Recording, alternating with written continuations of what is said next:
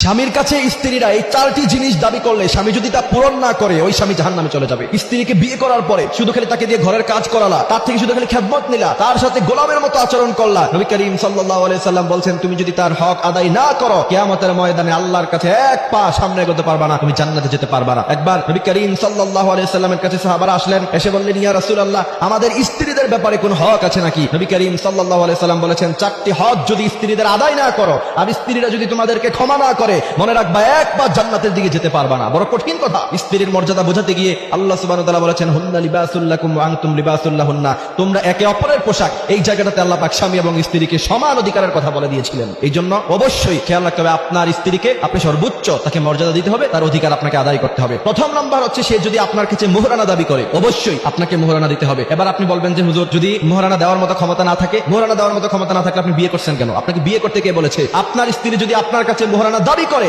অবশ্যই আপনি তাকে মোহরানা বুঝিয়ে দিতে হবে, আর না হলে আল্লাহর কাছে আপনাকে তার জন্য জবাবদিহিতা করতে হবে। এই জায়গাতে এসে আপনার কাছে যদি একান্তভাবে মোহরানা দেওয়ার মতো সক্ষমতা সেই সম্পদ যদি আপনার কাছে না থাকে তাহলে আপনি বেশি থেকে বেশি যেটা করতে পারেন অত্যন্ত বড় নম্র ভাষায় তার থেকে আপনি ক্ষমা চেয়ে নিতে পারেন। তবে কোন স্ত্রী যদি ক্ষমা না করে আপনি কিন্তু কোনোদিন ক্ষমা পাবেন না। এই জন্য তাকে ভালোবাসা দিয়ে আদর দিয়ে তার থেকে আপনি ক্ষমা চেয়ে নিতে পারেন। তবে আপনার যদি সামর্থ্য থাকে সম্পদ থাকে এরপরেও যদি আপনি তার কাছে ক্ষমা চাইতে যান তাহলে সে কিন্তু ক্ষমা না করলে কোনোভাবে আল্লাহর কাছে আপনি কোনোদিন পার পাবেন না। অবশ্যই আপনাকে মোহরানা আদায় করতে হবে। এরপরে নবী করিম সাল্লাল্লাহু আলাইহি ওয়াসাল্লাম বলেছেন দ্বিতীয় নাম্বার স্ত্রীর হক হলো তা যদি তোমরা আদায় না করো কিয়ামতের মাঠে আল্লাহ সুবহানাহু ওয়া তাআলা তোমাদেরকে জান্নাত দিবেন না। সেই বিষয়টা হচ্ছে তুমি যেই দামের কাপড় পরো তোমার স্ত্রীকে তুমি সেই দামের কাপড় পরাতে হবে। আপনি দামি দামি ব্র্যান্ডের কাপড় পরলেন, দামি দামি ব্র্যান্ডের জুতা পরলেন, কিন্তু স্ত্রীকে কাপড় কিনে দেওয়ার সময় 500 টাকা দামের 200 টাকা দামের 300 টাকা দামের থ্রি পিস তার জন্য কিনলেন, কম দামি বোরকা কিনলেন, কম দামি জুতা কিনলেন, আর অপরদিকে আপনি দামি দামি জুতা কাপড় পাঞ্জাবি টুপি ইউজ করলেন। মনে রাখবেন আল্লাহ সুবহানাহু ওয়া তাআলার কাছে আপনাকে জবাবদিহিতা করতে হবে। আপনি যেই মানের কাপড় ব্যবহার করেন, যেই মানের জুতা ব্যবহার করেন, অর্থাৎ যেই মানের আসবাবপত্র আপনি ইউজ করেন অবশ্যই